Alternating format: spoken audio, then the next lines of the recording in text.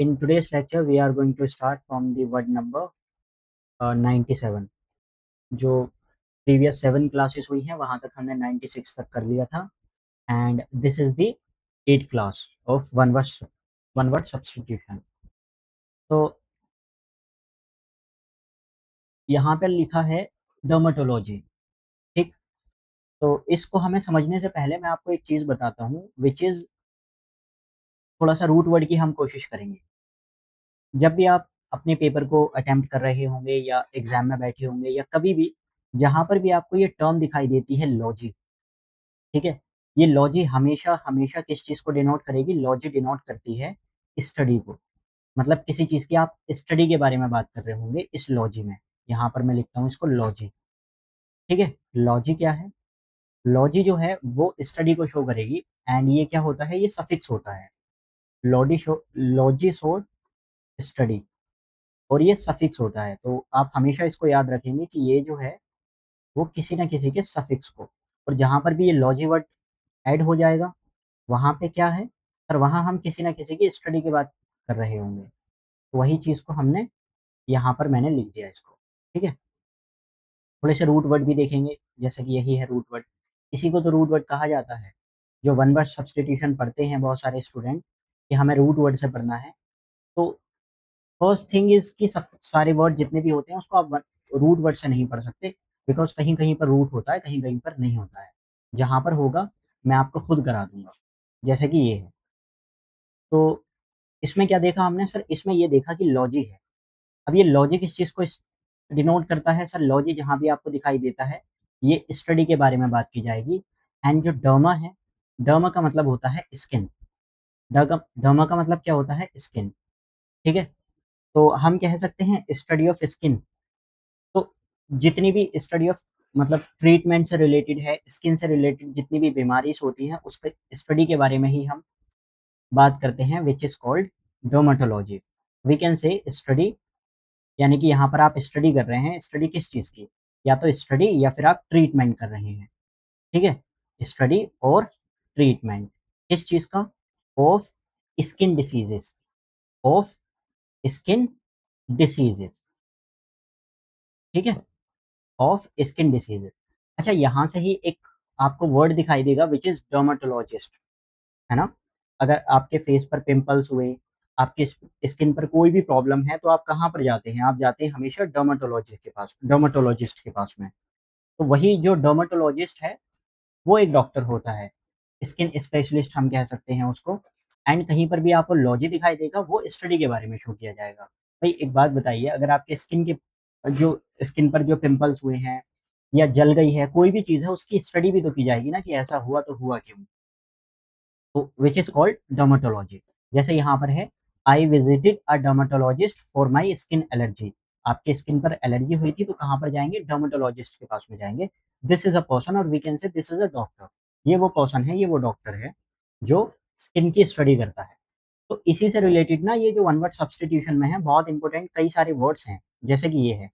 यहाँ पर आपको दिख रहा होगा डर्मेटोलॉजिस्ट, कार्डियोलॉजिस्ट, न्यूरोलॉजिस्ट, ऑप्थेल्मोलॉजिस्ट और पीडियाट्रिशियन, ठीक है? ये कौन हुआ? ये हम देख चुके हैं कि ये वो पर्सन है जो क्या करता है? स्किन डिसीज़ेज़, है ना? इसमें मुझे लगता है कोई प्रॉब्लम नहीं होनी चाहिए। तो वी कैन से, अगर हम लिखना चाहें इसको सिंपल वे में और ज़्यादा वन वर्ड भी हो जाएँ, तो we can say skin specialist. ये कौन होता है? ये वो डॉक्टर है सर जो स्किन से रिलेटेड इलाज करता है। So we can say dermatologist means skin specialist. और जब इसकी स्टडी के बारे में बात की जाएगी तो ये हो बन जाएगी डर्मेटोलॉजी। डर्मेटोलॉजी मतलब study of skin. Similarly cardiology आपने सुना होगा। तो कार्डियोलॉजी स्टडी के बारे में बात की जाएगी, और वो जो पर्सन है, वो जो स्पेशलिस्ट है, वो कार्डियोलॉजिस्ट हो जाएगा। सिमिलरली न्यूरोलॉजी आपने सुना होगा, सो वो स्टडी है, ये न्यूरोलॉजिस्ट है, ये वो डॉक्टर है। ऑप्थेल्मोलॉजी आपने सुना होगा, तो ऑप्थेल्मोलॉजी वो एक स्टडी है, और ये जो ऑप्थेल्मोलॉजिस्ट है वो एक पर्सन हो गया, और we can say this is a doctor और स्पेशलिस्ट है। ऐसे ही पीडियाट्रिशियन, ये भी एक कौन होता है? स्पेशलिस्ट होता है। तो ज़रा मुझे इसका बता दीजिए अगर किसी को पता हो तो, कार्डियोलॉजिस्ट कौन होता है? Who is cardiologist? कोई जानता है? कार्डियोलॉजिस्ट कौन दिल का होता है? डॉक्टर। किसका? दिल का।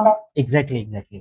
सो द कार्डियोलॉजी क्या है? कार्डियोलॉजी होती है स्टडी ऑफ हार्ट, यानी कि दिल की स्टडी जो करते हैं उसको हम कार्डियोलॉजी कहते हैं। और जो हो जाएगा इसका specialist, which is heart specialist. तो हम कह सकते हैं यहाँ से, ये कौन है? सर ये है हार्ट स्पेशलिस्ट। अच्छा, यहाँ से परेशान मत होना, अगर आपके एग्जाम में कार्डियोलॉजी आता है तो वो यही है, हार्ट के बारे में बात की जाएगी। वहाँ लिखा होगा, बहुत लंबी एक डेफिनेशन होगी, एंड हार्ट से रिलेटेड कुछ ना कुछ लिखा होगा एक टर्म। तो स्टडी ऑफ हार्ट कह सकते हैं, which is cardiology. And similarly वो जो डॉक्टर हो जाएगा, ये आपको टर्म्स जो इनके रूट वर्ड है ना, ये समझने हैं। यहाँ से कितनी ही आप बना सकते हैं, जैसे डर्मेटोलॉजी, यहाँ पर देखिए डर्मेटोलॉजी लिखा है, बट नीचे अगर आप एग्जाम्पल में देखेंगे तो ये डर्मेटोलॉजिस्ट है, ये वो पर्सन है, ये स्टडी है, ये पर्सन है। सिमिलरली इससे इससे रिलेटेड जो होगी वो स्टडी होगी, ये पर्सन है। इससे रिलेटेड वो स्टडी होगी, ये पर्सन है। वो स्टडी होगी, ये पर्सन है। वो स्टडी होगी, ये पर्सन है। एंड वो स्टडी होगी और ये जो है वो पर्सन है। तो कार्डियोलॉजी क्या होती है? स्टडी ऑफ हार्ट होती है। सिमिलरली जो कार्डियोलॉजिस्ट हो जाएगा वो हार्ट का स्पेशलिस्ट हो जाएगा, जो दिल की बीमारियों को देखता है, या दिल में अगर आपकी कोई भी प्रॉब्लम है। सिमिलरली न्यूरोलॉजिस्ट कौन होता है? सर ये स्पेशलिस्ट है, ठीक है, लेकिन स्पेशलिस्ट है तो किसका स्पेशलिस्ट होगा? जो ब्रेन में कोई भी रिलेटेड, ब्रेन से रिलेटेड रिलेटेड या फिर आपका जो नर्वस सिस्टम है, नर्वस सिस्टम, ठीक है ना, जितना भी हमारा जो ब्रेन से जितनी भी नर्व्स जा रही हैं उससे रिलेटेड कोई भी प्रॉब्लम है, सिस्टम स्पेशलिस्ट, ये इसके स्पेशलिस्ट है ब्रेन से, अगर ब्रेन में कोई भी डिसऑर्डर है तो स्पेशलिस्ट। सिमिलरली ऑप्थेल्मोलॉजी होती है, स्टडी ऑफ आई, एंड ये कौन हो जाएगा? ये आई स्पेशलिस्ट हो जाएगा। आंखों का डॉक्टर कौन होता है? ऑप्थेल्मोलॉजिस्ट। तो ये हो जाएगा यहाँ पे आई स्पेशलिस्ट। इसी बार की बात है, इसी 2026 का जो आपका एग्जाम हुआ था बीएलएलबी का, उसमें ऑप्थेल्मोलॉजिस्ट नहीं पूछा था, इसका एक और टर्म भी होता है विच इज ऑक्यूलिस्ट, और ये आपको दिखाई दे जाएगा रीजनिंग के पेपर में। रीजनिंग का क्वेश्चन नंबर 17 या 18 ए सीरीज में आपको देखने के लिए मिलेगा। वहां पर मैचिंग करनी है, और उसमें यही सेम क्वेश्चन पूछा था, मैचिंग से एनालॉजी बनाकर पूछा था। तो इसको हम लोग बोलते हैं ऑक्यूलिस्ट भी कहा जाता है। ये बहुत कम लोगों को पता होता है। जो काम ऑप्थेल्मोलॉजिस्ट का है ये तो सब जानते हैं, ऑलमोस्ट 95% लोगों को पता होता है कि आई के डॉक्टर को हम ऑप्थेल्मोलॉजिस्ट कहते हैं, लेकिन जनाब उसको ऑक्यूलिस्ट भी कहते हैं, ये आपको याद रखना है, which is very very important, और यही आपके एग्जाम में पूछा था। कब पूछा था? 2026, अभी जो एग्जाम हुआ था। तो मैं यहाँ पे लिख देता हूँ ऑक्यूलिस्ट, ठीक है ना, ऑक्यूलिस्ट, दोनों एक दूसरे के सिनोनिम हो जाएंगे, और ये 2026 की बात है। ऑक्यूलिस्ट यहाँ पे लिख लेना इस टाइप से। ऐसे ही पीडियाट्रिशियन कौन होता है? चिल्ड्रन का स्पेशलिस्ट, जो बच्चे जो होते हैं इन्फेंट, उनके जो डॉक्टर हैं उसको हम लोग कहते हैं पीडियाट्रिशियन, चिल्ड्रंस, ठीक है, चिल्ड्रंस स्पेशलिस्ट, स्पेशलिस्ट। तो आई डोंट थिंक कि किसी को यहाँ पे प्रॉब्लम होगी। डर्माटोलॉजिस्ट स्किन, और अगर डर्माटोलॉजी आ जाएगा स्टडी ऑफ स्किन। ऐसे ही कार्डियोलॉजिस्ट हार्ट, न्यूरोलॉजिस्ट ब्रेन और nerve system, ophthalmology I, and oculist. Similarly paediatrician, paediatrician children का स्पेशलिस्ट। ओके, तो आगे बढ़ते हैं हम लोग। मुझे लगता है यहाँ पर किसी को कोई प्रॉब्लम नहीं होनी चाहिए, एंड होगी भी नहीं, I believe. Next word is demagogue. तो डेमागोग जो है वो हम यूज करते हैं किसी भी एक तरह से लीडर के लिए, नेता के लिए यूज करते हैं दिस वर्ड। तो यहाँ पे लिख सकते हैं, we can say that this is a person, यहाँ पर हम लिखेंगे this is a noun and a leader. अब ये लीडर है तो कौन लीडर है? ये भी हमें देखना पड़ेगा ना, ये तो लीडर है जो क्या करता है, हु मैनिपुलेट, ठीक है, जो क्या करता है, मैनिपुलेट करता है, हु मैनिपुलेट्स, किसको? पब्लिक को। भाई लीडर है तो किसको करेगा? पब्लिक को ही करेगा। हु मैनिपुलेट्स पब्लिक इमोशंस, हमारे इमोशंस के साथ में खिलवाड़ करता है ये पर्सन, और किसके लिए? सपोर्ट के लिए, ठीक है। अब आपने देखा होगा बहुत सारे लीडर हैं इलेक्शन के टाइम पर क्या करते हैं, बहुत भड़काऊ भाषण देते हैं, है ना, बहुत ज़्यादा भड़काऊ, आपस में बहुत कम्युनिज्म, इसकी कम्युनिस्ट टाइप की उनकी जो है, सॉरी कम्युनल, कम्युनल टाइप की उनकी मेंटालिटी होती है, जिससे कि आपस में ही भड़काने वाली बात है ना, कि खैर मैं यहाँ पे यूज़ नहीं करना चाहता। There are so many slogans जो कि यूज़ करते हैं नेता, सिर्फ किस लिए? कि बटोगे तो कटोगे, ये होगा तो वो होगा, ऐसा होगा तो वैसा होगा। तो एक तरह से जो वो पर्सन होता है, जो भड़काऊ नेता होता है, वही उसी पर्सन को हम कहते हैं डेमागोग। तो अ लीडर है ना? जो कौन है? एक लीडर है जो क्या करता है? पब्लिक के इमोशन के साथ, ठीक है ना? तो यहाँ पे ना जैसे एक तो ये चीज़ हुई। दूसरा क्या है, अगर जिसको याद करना है, जैसे ये तो एक डेफिनेशन होती है, यहाँ से ना आपके ज़हन में चीज़ें बैठ जाती हैं। इस डेफिनेशन से होता क्या है, यहाँ से एक्चुअल कॉन्टेक्स्ट इसका पता लगता है आपको होता क्या है। बट आपको याद करना, अब ज़ाहिर-सी बात है ये इतनी बड़ी डेफिनेशन तो आप रटेंगे नहीं, तो फिर क्या करना पड़ेगा इसके लिए? तो सर इसके लिए एक शॉर्ट वर्ड होना चाहिए जिससे कि कौन कह सकते हैं आप भड़काऊ नेता एक तरह से। ये कौन है? ये इंसान होता है जो भड़काऊ नेता होता है। भड़काऊ नेता। ये वो पर्सन होता है, भड़काऊ नेता। तो आप ये याद रख लेना ताकि आपको ज़हन में रहे। जैसे एग्ज़ाम्पल है, a demagogue often appeals to fear instead of reason, है ना? हमेशा ही वो किस चीज़ की बात करता है कि ज़्यादा मुस्लिम हो जाएँगे तो मुस्लिमों का राज हो जाएगा, ठीक है? बाकी बँटोगे तो कटोगे। There are so many other things also यार। तो उसको ही हम लोग डेमागोग बोलते हैं। Next word is dipsomania. यहाँ से भी आपको मैं बताता हूँ, यहाँ से ये पता लगेगा कि रूट वर्ड देखिए, जो डिप्सो है, ये जो डिप्सो है, डिप्सो शो करता है ड्रिंक को, डिप्सो का मतलब होता है पीना, ड्रिंक। एंड जो मैनिया है, ये भी एक रूट वर्ड है, इसका मतलब होता है किसी चीज़ को लेकर ऑब्सेशन है, पागलपन है, ऑब्सेशन, ठीक है? ऑब्सेशन है जिसको इम्पल्स, किसी चीज़ की इम्पल्स होती है, ऑब्सेशन है। अब यहाँ ऑब्सेशन और ड्रिंक की बात की जा रही है, तो किस चीज़ की ऑब्सेशन है? यहाँ पर होता है अनकंट्रोलेबल, यानी कि जिसको आप कंट्रोल ही नहीं कर सकते। Uncontrollable craving. अब क्रेविंग तो सर बहुत सारी चीज़ों की होती है। क्रेविंग तो हमें चाउमीन खाने की भी होती है, बर्गर खाने की भी होती है, मोमो खाने की भी होती है, केक खाने की भी होती है, और कौन-कौन सी होती है? ज़रा गर्ल्स बताएँगी और किस-किस चीज़ की क्रेविंग होती है? हुँ? बताइए ज़िक्रा और किस-किस चीज़ की क्रेविंग होगी?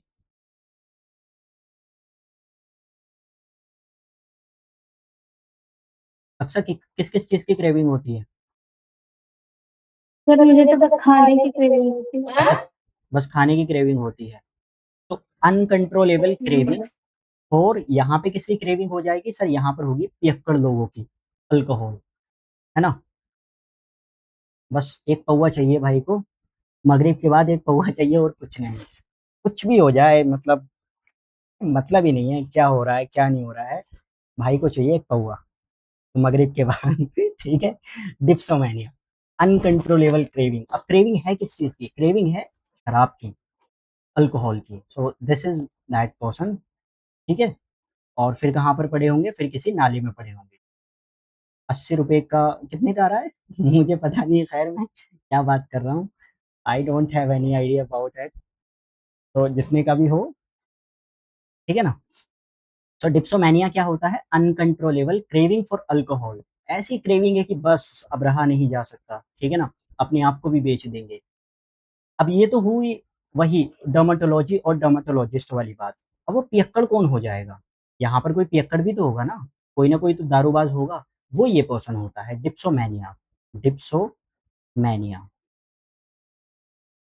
बस हमें सी लगा देना होता है, तो ये वो पर्सन बन जाएगा। इसको लिख सकते हो पियक्कड़, एक तरह से जिसको बस शराब की लत है। अब यहाँ पे है जैसे एग्ज़ाम्पल लिखा है, एग्ज़ाम्पल क्या लिखा है यहाँ पर? Example says dipsomania affected, dipsomania ने अफ़ेक्ट किया किस चीज़ को? बोथ, दोनों चीज़ों को, उसकी हेल्थ को भी और फैमिली लाइफ़ को भी। क्या होता है? ₹50 का पौआ, और घर पे जाकर जो है वाइफ़ को है ना बेल्टों से पीटा जाता है। अब बेचारे घर में भी परेशान, घरवाले भी परेशान, फैमिली वाले भी परेशान, बच्चे भी परेशान, सब परेशान हैं। वही बात कह रहे हैं कि डिप्सोमैनिया अफ़ेक्ट करता है, किस चीज़ को अफ़ेक्ट करता है? दोनों को। आपकी हेल्थ को भी खराब करेगा और दूसरा आपकी फैमिली लाइफ़ को भी खराब करेगा। तो dipsomania is uncontrollable craving for alcohol. ये वो पर्सन है, वो पर्सन कौन हो जाएगा? वो डिप्सोमैनिया हो जाएगा। आगे बढ़ते हैं, डेक्सट्रस। डेक्सट्रस कोई भी स्किलफुल पर्सन के लिए यूज़ किया जा रहा होता है। एंड डेक्सट्रस तो आपने शायद आपके एग्ज़ाम में पूछा जाता है। ये एडजेक्टिव है, इसकी जो पार्ट ऑफ स्पीच है, ये कौन होता है? This is highly highly skilful person. Highly, ये जो वर्ड शो करता है, वो शो करता है हाइली स्किलफुल को। आपने ये नहीं, आपने ज़रूर देखा होगा जो कि बार-बार वन वर्ड सब्स्टिट्यूशन में पूछा जाता है, एंड व्हिच इज़ एम्बीडेक्स्ट्रस, है ना? एम्बीडेक्स्ट्रस। ROUS, ambidextrous. अब यहाँ से ना रूट वर्ड हम लोग निकालते हैं। देखिए एम्बी का मतलब होता है बोथ, एम्बी का मतलब होता है बोथ, टू, ठीक। एंड डेक्स्ट्रस का मतलब हमने देखा स्किल के बारे में बात की जा रही है, यानी कि स्किलफुल, बोथ स्किलफुल। तो ये चीज हुई। इसका मीनिंग क्या आता है सर? इसका मीनिंग आता है जो पर्सन है, a person who is able to use both hands equally, यानी कि a person who is able to use, who is able to use both hands, both hands equally, both hands equally, equally well. जैसे आपने ना वो देखा होगा, three idiots movie देखी होगी, तो उसमें वायरस क्या है, वायरस अपने राइट हैंड से भी लिखता है और लेफ्ट हैंड से भी। सिमिलरली गांधी जी के बारे में कहा जाता है कि गांधी जी एम्बीडेक्स्ट्रस थे, दोनों हाथों से लिख सकते थे। और कौन है, अंबेडकर साहब भी आई थिंक दोनों हाथों से लिख सकते थे। बहुत सारे लीडर्स रहे हैं जो क्या करते हैं, दोनों हाथों से, दोनों हाथों से लिख सकते हैं। समझ पा रहे हो या नहीं? ठीक है। Hmm. Next word is 101, 100 and 101, ठीक है। Next word is dilettante. It's a noun, and इसकी जो प्रोनाउंसिएशन है डिलेटेंटी पढ़ सकते हैं हम लोग, डिलेटेंटी, ठीक है। एंड ये नाउन है। What does it mean? It means जो इंसान के पास में सुपरफिशियल इंटरेस्ट है किसी आर्ट में या फिर किसी भी सब्जेक्ट में, किसी भी एक्टिविटी में। तो we can say who has who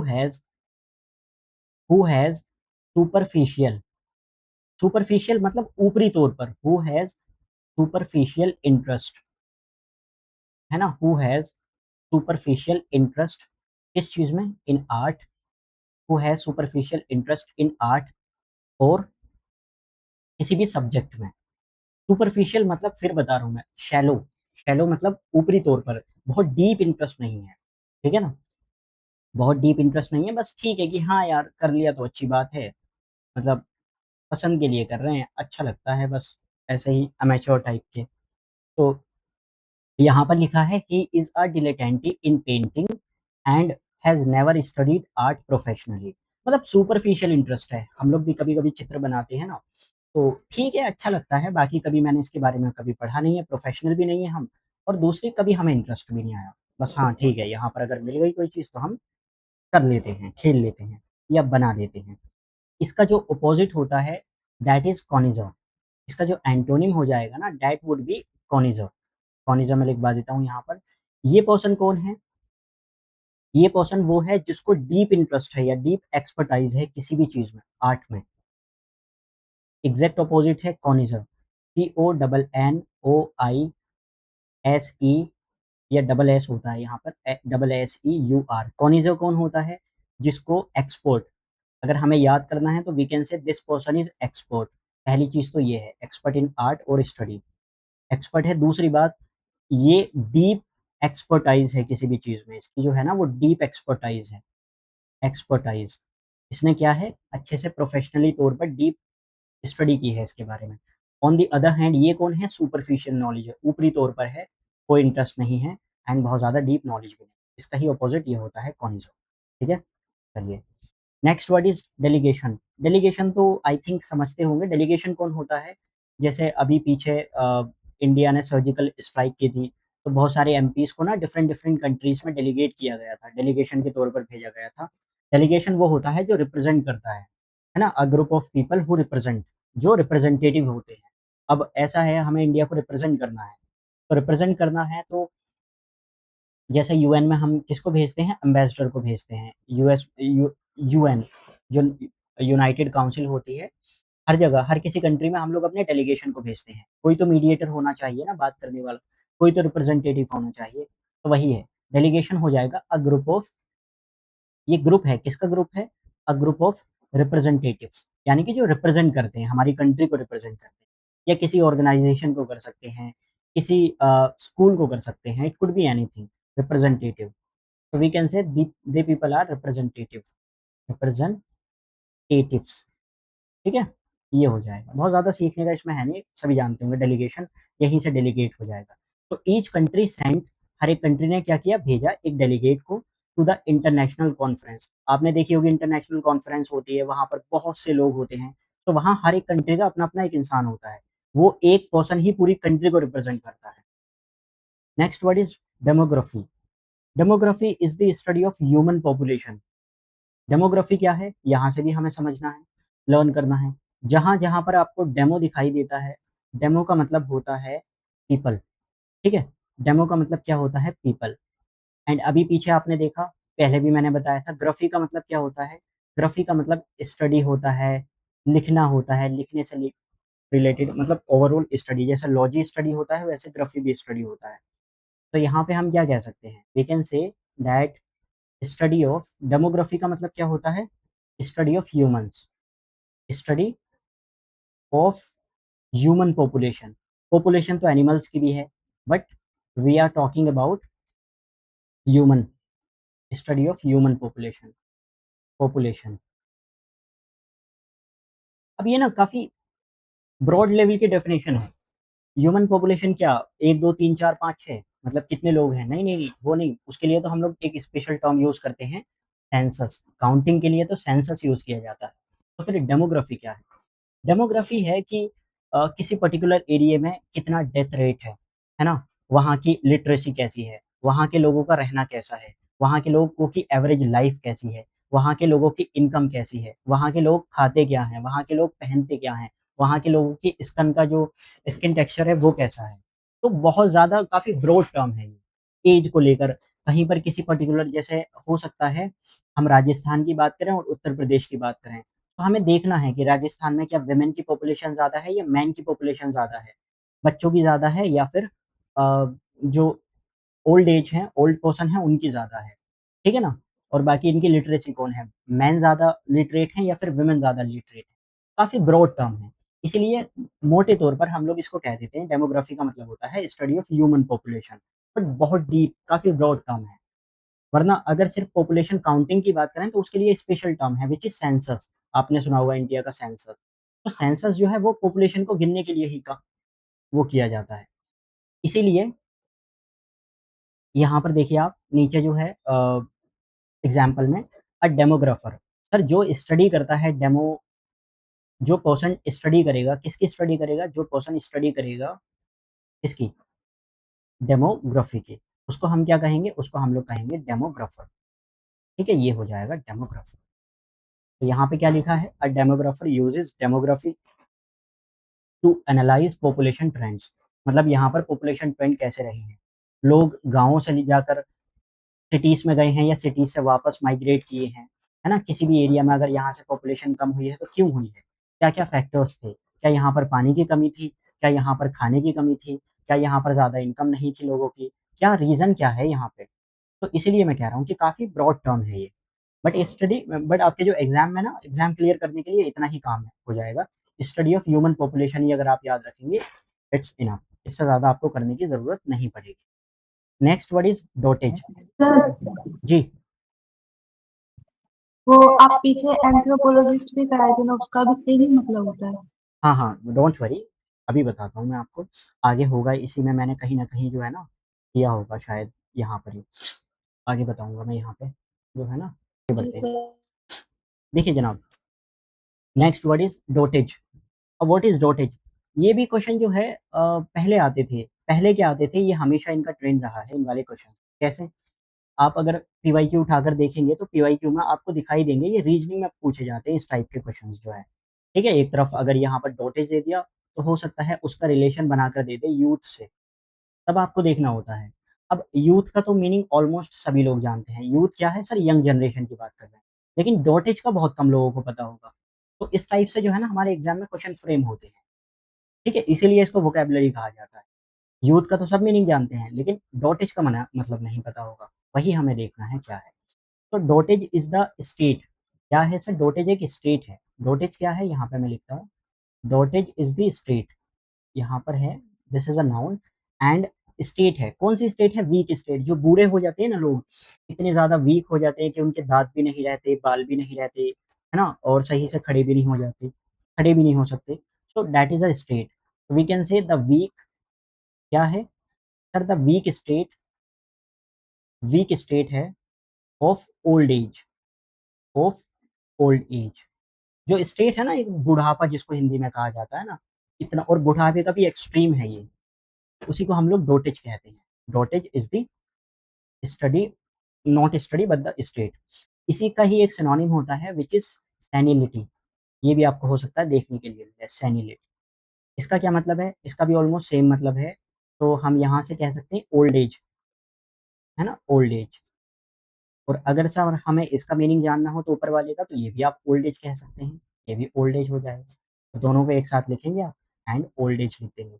जैसे यहाँ पर example, she cared for her grandfather, यानी कि वो ख्याल रखती है अपने ग्रैंडफादर का, ड्यूरिंग हिज डॉटेज। डॉटेज मतलब बुढ़ापे में, जो उनकी जो एक एज है ना, 80 प्लस कर चुके हैं, 90 प्लस कर चुके हैं, तो that is why they are saying she cared for, उसने ख्याल रखा था किसका? ग्रैंडफादर का, ड्यूरिंग हिज डॉटेज, यानी कि उनकी डॉटेज में। एनिलिटी भी यहाँ पर लिखा जा सकता है। और इसी का ही जो एंटोनिम अगर आप बनाने की कोशिश करेंगे, that would be youth. Youth क्या होता है सर? यूथ तो एक यंग जनरेशन है, मॉडर्न एरा है हमारा, तो यूथ, ये हो जाएगा, यूथ इज द एंटोनिम, है ना, ज़ेनजीस, youth. Next word is dormitory. मुझे नहीं लगता कि इसको लिखने की ज़रूरत है यहाँ पर, इसीलिए मैंने इमेज का यूज़ किया है। बहुत सारी चीज़ें ऐसी होती हैं जिसको आप विजुअलाइज़ कर सकते हैं, जिसको आप पिक्चर की फॉर्म में देखेंगे, तो वो लॉन्ग टर्म मेमोरी में आपकी सेव हो जाती है। तो डॉमेट्री समझ गए ना, ये क्या है? What is this? हुँ? हाँ जी जनाब।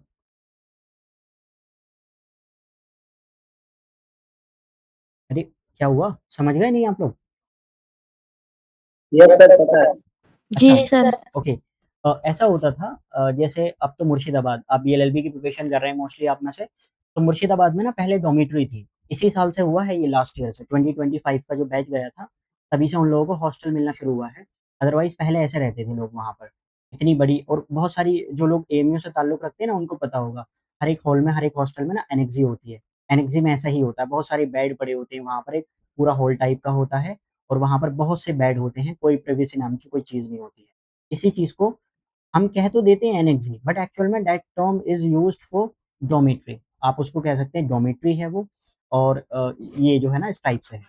तो मुझे नहीं लगता कि इसको समझाने की ज़रूरत है डॉर्मिटरी क्या होती है। जैसे यहाँ पर लिखा है example, the university provides, university provide करती है एक डॉर्मिटरी, तो हॉस्टल भी कह सकते हैं आप इसको, है ना, फॉर फर्स्ट ईयर स्टूडेंट। तो फर्स्ट ईयर स्टूडेंट को जिनको रूम नहीं मिलता एएमयू में, क्या होता है उनके लिए सर? एनेक्सी मिलती है, और एनेक्सी यही होती है। तो यहाँ पे हम लोग लिख सकते हैं इसको, अगर आपको याद ही, मतलब एज ए डेफिनेशन बनानी हो, सो वी कैन से अ रेजिडेंस।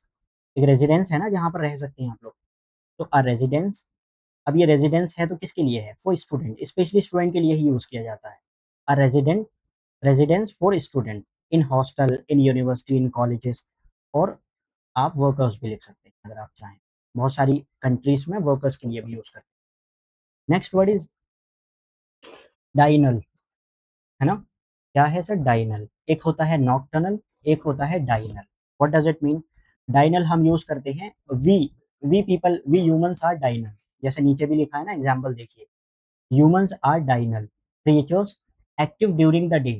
ह्यूमन्स क्या है? ह्यूमन, हमारी जो बायोलॉजी है वो डे के लिए ही है। इसलिए आपने देखा होगा कि जैसे ही रात होती है, रात के बाद हम ऑटोमेटिकली सोने के लिए चले जाते हैं। तो हम लोगों का जो, हम लोग जो वर्क किस किस चीज़ के लिए बने हैं? डे के लिए बने हैं। डे एक्टिव पीपल हैं हम लोग। और on the other side owls कौन होते हैं? नॉकटर्नल होते हैं, जो रात के लिए बने हैं, रात में काम करते हैं, रात में जागते हैं। तो डाइनल हम कह सकते हैं, यहाँ पर डाइनल किसके लिए यूज़ किया जाता है? Day active. Diurnal people are day active, and especially humans जो हैं वो डाइनल ही हैं। सिमिलरली यहाँ पर हम लिख सकते हैं नॉकटर्नल, नॉकटर्नल, ठीक है? नॉकटर्नल कौन हो जाएगा? आउल हो जाएँगे। तो इनको हम कह सकते हैं नाइट, ठीक है? Night active. ये कौन होते हैं? नाइट एक्टिव होते हैं। एग्ज़ाम्पल लिखा है, ह्यूमन्स आर डाइनल क्रिएचर, हम लोग जो है ना डाइनल क्रिएचर हैं, हम दिन में रहते हैं। सिमिलरली ह्यूमन्स आर डाइनल, जबकि कौन है? आउल्स जो हैं वो नॉकटर्नल। तो ये आप याद रखेंगे, ताकि आपको जो है वो, है ना? ह्यूमन्स कौन है? ह्यूमन्स हैं डाइनल, एंड जो आउल्स हैं वो हैं ऑक्टर्नल, नॉकटर्नल, ठीक है? ये चीज़ हो जाएगी, आप देख सकते हैं, ठीक? Next word is dogma. इसको मैं नहीं पढ़ाऊँगा बिकॉज़ ये मैंने करा दिया है प्रीवियस लेक्चर में। तो आप प्रीवियस में जाएँगे और वहाँ पर वर्ड नंबर 65 सर्च करेंगे, यूट्यूब पर आप जाकर देख लेंगे वीडियोज़ में, वर्ड नंबर 65 वहाँ पर मैंने देखिए नीचे यहाँ पर आपको दिखाई दे रहा होगा, यहाँ मैंने कराया था इसको डोग्मा को। ये डोग्मा होता क्या है? अ बिलीफ और opinion that people accept as true without questioning it. कैसे है, क्या नहीं है, जैसे लड़के रोते नहीं हैं, है ना? मर्द को कभी दर्द नहीं होता, इस टाइप वाली चीज़ें जो है ना, वो दीज़ आर द डोग्मास, बिलीफ है। तो ये आप वहाँ से देख लेंगे, आपको समझ आ जाएगा। Next word is denizen. What does it mean? Denizen क्या होता है?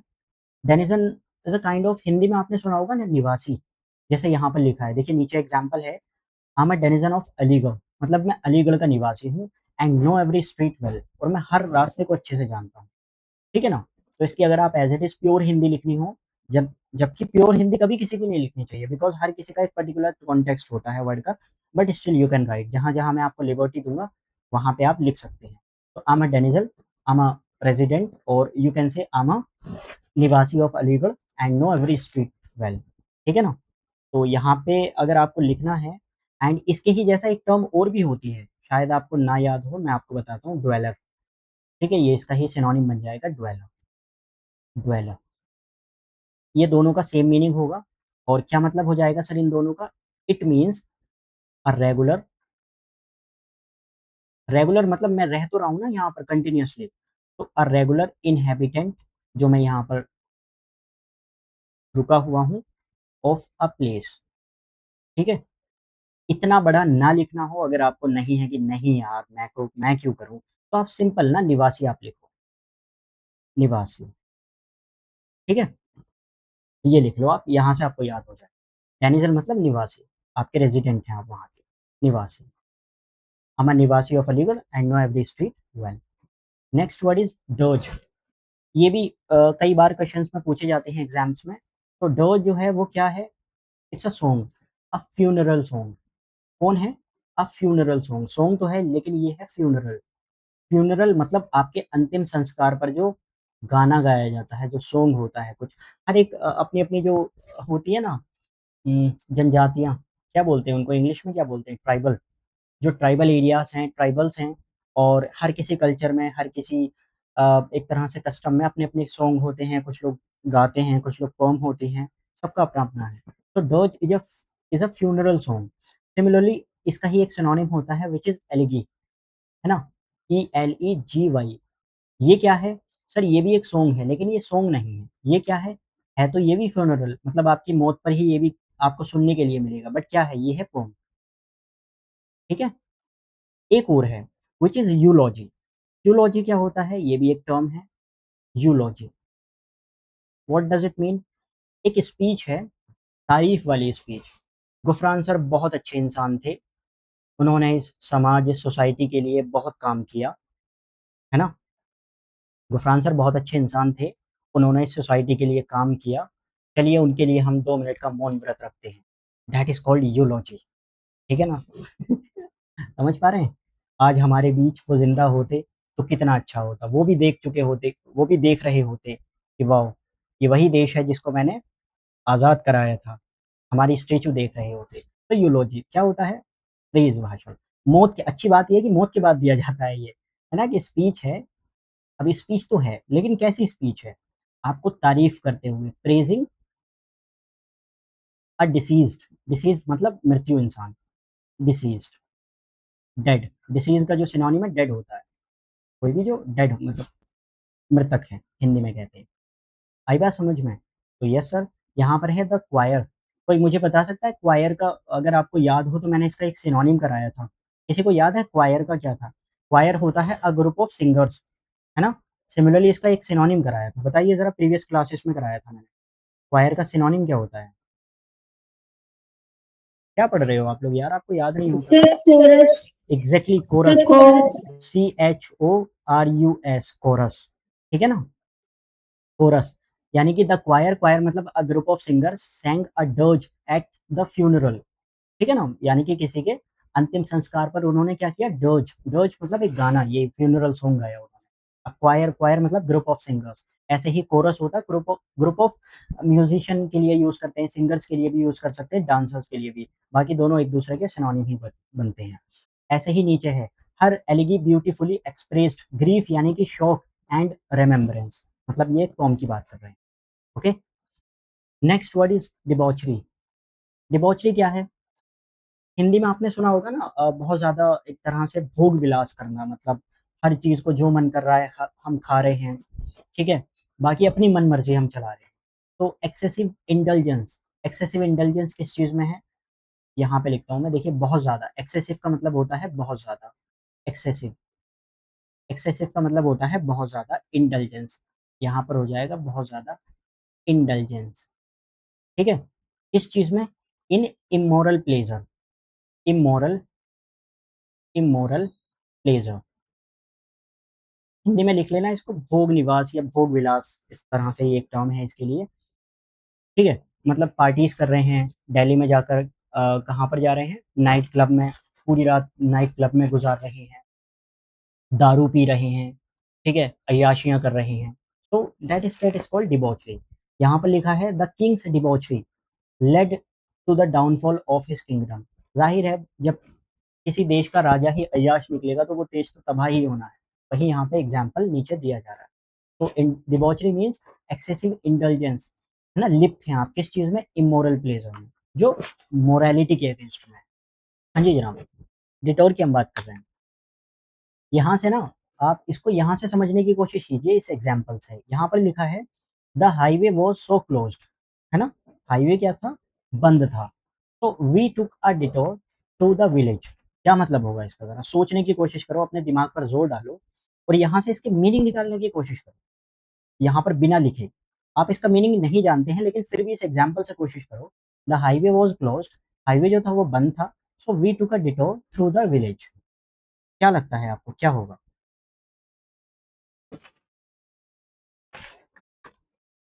फिर जंगल का रास्ता। सर दूसरा रास्ता या शॉर्टकट। एग्जैक्टली एग्जैक्टली, दूसरा रास्ता। जंगल का तो नहीं है यहाँ पर, कहीं भी फॉरेस्ट वगैरह नहीं मेंशन, हम कह सकते हैं कोई भी ऑल्टरनेट, है ना, ऑल्टो ऑल्टरनेट रूट, ये हो जाएगा, कोई ऑल्टरनेट रूट कह सकते हैं, या जो इन्होंने कहा अभी शॉर्टकट, हमने एक शॉर्टकट लिया। भाई चौराहे पर क्या होते हैं? बहुत सारे ऐसे चौराहे होते हैं जहाँ पर पुलिस वाले खड़े होते हैं, और अगर आप बाइक यूज़ करते हैं, स्कूटी यूज़ करते हैं तो आपने देखा होगा बहुत सारे शॉर्टकट लिए होंगे आपने बचने के लिए, है ना? कुछ लोग होते हैं जो पहले ही बता देते हैं कि आगे चेकिंग चल रही है, चेकिंग। तो फिर क्या करते हैं सर, एक अल्टरनेट रूट लेते हैं कि अच्छा, ओके, अभी रुको, ऐसे कैसे हम 1000 रुपए दे देंगे, हमारे पास है ना, ज्ञान है हमारे पास में। तो वही है alternate route. Next word is demophobia, शायद मैं यहाँ पे बताने की बात कर रहा था, डेमोफोबिया। देखिए जनाब, डेमो का मतलब क्या था? अभी हमने पीछे देखा, डेमो का मतलब होता है पीपल। डेमो किस चीज से निकल कर बना है सर? पीपल से, लोगों से, पीपल। एंड फोबिया होता है फियर, फोबिया जहां पर आपको दिखाई देगा वो होगा फियर। अब डेमो, डेमो मतलब पीपल, फियर, फोबिया मतलब फियर। तो इसका क्या होगा, क्या लगता है आप लोगों को, क्या मीनिंग निकल कर आएगा इसका? है ना, fear of people we can say, है ना, फियर ऑफ पीपल। भाई डेमोफोबिया मतलब क्या हुआ? Fear of people. But actual में ना, ये फियर ऑफ पीपल तो है ही, बट स्पेशल टर्म है which is fear of crowd. भीड़ से आपको डर लगता, क्राउड से आपको डर लगता, fear of crowds, fear of crowd. भीड़ से जिस इंसान को आप कहीं पर क्या चल रहा है, कोई फंक्शन, आई मीन जैसे एग्जीबिशन होती है, एग्जीबिशन में बहुत ज़्यादा क्राउड होता है, तो बहुत सारे लोग हैं जिनको भीड़ में जाने से डर लगता है, तो दैट फियर इज कॉल्ड डेमोफोबिया, यानी कि आपको क्राउड से डर है।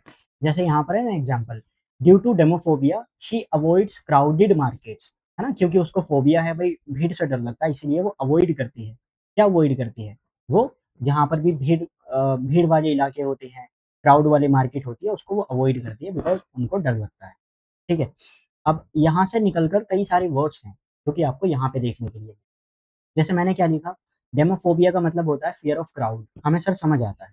सिमिलरली इनोक्लोफोबिया, ये भी एक मेडिकल टर्म है, मतलब ये स्पेशलाइज्ड टर्म, एक स्पेशल तरीके का फियर होता है जो कि मेडिकल में यूज करते हैं, बट इसका भी ऑलमोस्ट सेम मीनिंग है, सेम, दोनों ही एक दूसरे के सिनोनिम हो जाएंगे, तो इसीलिए हमें इनको अलग से लिखने की जरूरत नहीं है, दोनों ही एक दूसरे के सिनोनिम्स हैं, ठीक है। अब नीचे आप देखेंगे यहाँ पर है एंथ्रोपोफोबिया। एंथ्रो क्या है सर? एंथ्रो भी जहाँ पर आपको दिखाई देता है वो भी पीपल से मिलकर बना होता है, ठीक है ना? एंथ्रो भी आपको क्या है सर? ये भी पीपल, यानी कि ये भी लोगों को शो करता है। और फोबिया का मतलब होता है फियर। तो एंथ्रोपोफोबिया ये क्या है? फियर ऑफ पीपल और सोशल इंटरेक्शंस। बहुत सारे लोग हैं जो लोग सोशल इंटरेक्ट ही नहीं कर पाते, है ना? आप भी होंगे शायद, हो सकता है आपको किसी से बात करने में दुख होता हो, पीड़ा होती हो, तकलीफ होती हो, है ना? आप हो सकता है किसी से बात ना कर पाते हो सकता है आप अपने अपोजिट जेंडर से कहीं पर अगर खड़ा है, किसी से रास्ता भी पूछना है तो आप नहीं पूछ पाते हो। जबकि लड़कियाँ इस चीज़ में आई थिंक एक्सपर्ट होती हैं, लड़के नहीं कर पाते हैं।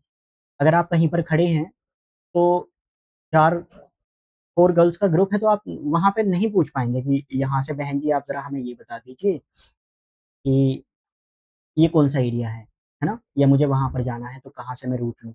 जबकि अगर ऑन द अदर साइड अगर 4 लड़के खड़े हैं तो एक लड़की आई थिंक पूछ लेती है अगर।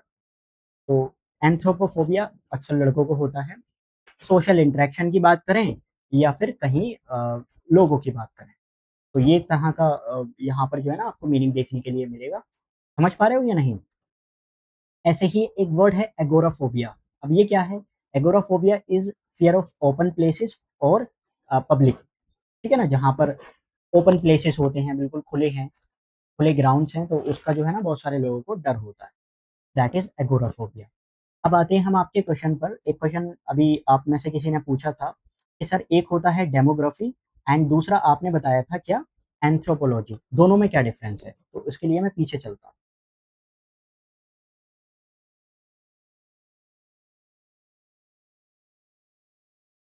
डेमोग्राफी कहाँ पर किया था हमने? ये है।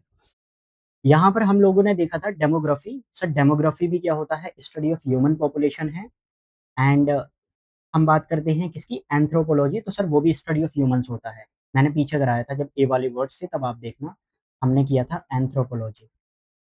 एंथ्रोपोलॉजी, ठीक है? एंथ्रोपोलॉजी। ये क्या है सर? ये भी स्टडी ऑफ ह्यूमन्स है। अगर आपको इसको मोटा-मोटा याद रखना है, तो यहाँ पर हो जाएगा study of humans, study of humans. थोड़ी-सी कन्फ्यूज़न होने लगी यहाँ पर। आपने यहाँ पर भी स्टडी ऑफ ह्यूमन्स लिखा है, आपने वहाँ पर भी स्टडी ऑफ ह्यूमन है। लेकिन आप गौर कर रहे होंगे कि एक टर्म एक्स्ट्रा है यहाँ पर व्हिच इज़ पॉपुलेशन, है ना? Study of human and population. और डीप जानना है तो आइए मैं समझाता हूँ। जो मैंने कहा था आप लोगों से कि जो डेमोग्राफी है, वो एक ब्रॉड टर्म है। डेमोग्राफी जो है एक्चुअल में स्टैटिस्टिक्स की हम बात कर रहे होते हैं, जो मैंने स्टार्टिंग में कहा था कि बर्थ रेट की बात कर रहे हैं कि कितनी यहाँ पर मौतें होती हैं, है ना? कितने लोग पैदा होते हैं, बर्थ की बात करें, डेथ की बात करें, माइग्रेशन की बात करें या फिर ओवरऑल पॉपुलेशन ग्रोथ की बात करें। और ये क्या है सर? स्टडी ऑफ ह्यूमन्स ये क्या है? यहाँ आपके ओरिजिन की बात करते हैं हम, है ना? स्टडी ऑफ ह्यूमन्स के ओरिजिन की बात करते हैं कि ये जो लोग हैं, हम लोग कैसे इवॉल्व हुए। जैसे अक्सर आपने सुना होगा ना, आपने हम लोग कहते हैं कि पहले हम कॉइन मतलब पहले बार्टर सिस्टम होता था, है ना? पहले बार्टर सिस्टम, बाद में फिर इवॉल्व क्या हुआ, फिर कॉइन आए, पैसे आए, फिर कॉइन के बाद में फिर हम लोगों के पास में एसेट्स आए, इस टाइप की चीज़ें। पहले लोग बंदर थे, बंदर से हम इंसान बने हैं। तो वो सारा जो इवोल्यूशन है ना हमारा कल्चर का, और इवोल्यूशन कैसे-कैसे इंसान इवॉल्व हुए। पहले लोग जंगलों में रहते थे, पत्ते पहनते थे। आज देखें आप तो आज हम लोग कपड़े पहनते हैं, ठीक है? पहले लोग क्या थे? विदाउट लाइट के जीते थे, लेकिन आज देखें तो पहले अब से 100 200 ईयर्स पहले के लोग देखें और आज के देखें तो काफ़ी आपको डिफरेंस नज़र आएगा। इसको और ज़्यादा एक्सप्लेन करने के लिए मैं यहाँ पे करा देता हूँ। वैसे इससे आपको समझ आ जाएगा पॉपुलेशन से, but still we can differentiate. कैसे? सर एक वर्ड है यहाँ पर डेमोग्राफी। डेमोग्राफी, डेमो मतलब पीपल, ग्राफी मतलब स्टडी। अब यहाँ स्टडी कर रहे हैं तो किस चीज़ की हम कर रहे हैं? Study of population. आपको ये याद रखनी है, स्टडी ऑफ पॉपुलेशन, ठीक है? यहाँ पर है स्टडी ऑफ पॉपुलेशन। अब पॉपुलेशन की स्टडी क्या, कौन-कौन सी स्टडी आ जाएँगी इसमें? इसमें आ जाएगी बर्थ, कितने लोग पैदा होते हैं 1 साल में, है ना? डेथ, कितने लोग मरते हैं 1 साल में। माइग्रेशन, कितने लोग गाँवों से सिटी में गए 1 साल में। ये चीज़ें हैं। आई थिंक अब मुझे लगता है अब क्लियर होगा। ठीक है, बताइए, सही है ना? हुँ? हाँ जी। जी सर। ओके। सो डेमोग्राफी क्या है सर? डेमोग्राफी स्पेशली स्टडी है पॉपुलेशन की। पॉपुलेशन का मतलब कितने लोग पैदा हुए एक साल में, कितने लोग मरे एक साल में, और कितने लोग माइग्रेट किए एक साल में, और बाकी पॉपुलेशन ग्रोथ की ओवरऑल बात कर रहे हैं। जैसे आपने देखा होगा ना, जो डीलिमिटेशन बिल अभी पार्लियामेंट में काफी ज्यादा प्रचलित है, काफी ज्यादा जो है ना चर्चा में है, डीलिमिटेशन। तो डीलिमिटेशन क्या है? I think last delimitation 1972 something हुआ था। तो उस टाइम हमारी कंट्री की जो आबादी थी ना, वो 55 करोड़ थी, 55 करोड़ थी। तो 55 करोड़ से ही हमने 550 सीटें बांट ली थी, यानी कि एक सीट पर 10 लाख लोगों के लिए रिप्रेजेंटेशन।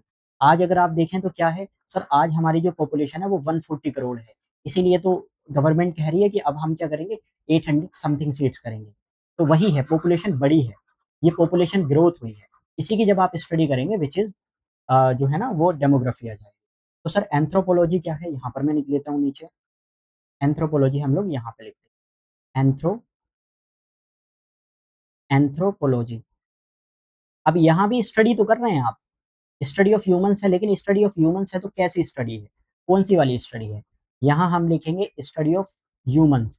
यहाँ इंसानों की स्टडी की जा रही है, पॉपुलेशन की नहीं, उनकी। यहाँ हम उनकी उनकी स्टडी कर रहे हैं। अब कौन कौन सी? उनका ओरिजिन, हम लोग इंसान जो है ना वो कैसे, हमारा ओरिजिन कैसे हुआ, कैसे ओरिजिनेट हुए हम लोग, कैसे आए इस दुनिया में। कल्चर, कल्चर कैसा है ना?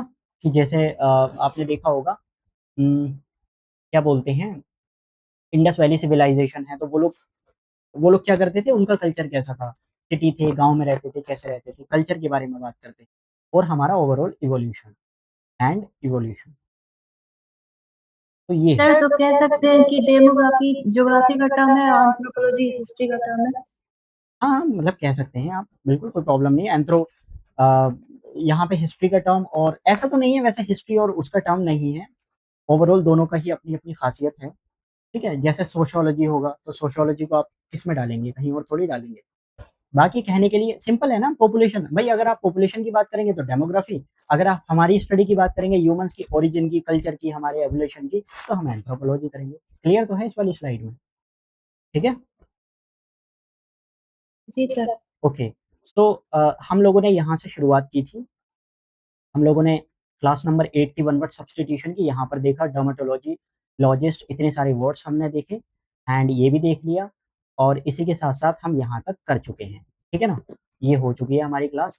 डी वाले जितने भी वर्ड्स थे, आपको ये जानकर खुशी होगी कि डी वाले जितने भी वर्ड्स हैं जो कि वन वर्ड सब्सटीट्यूशन में मोस्ट इंपॉर्टेंट है, मोस्ट फ्रीक्वेंट हैं, वो मैंने करा दिए हैं। इसके अलावा आपको करने की बिल्कुल जरूरत नहीं है ना, वी हैव डन। तो अब हम क्या करेंगे, नेक्स्ट वाली क्लास में हम ई वाले वर्ड्स को स्टार्ट करेंगे। ओके।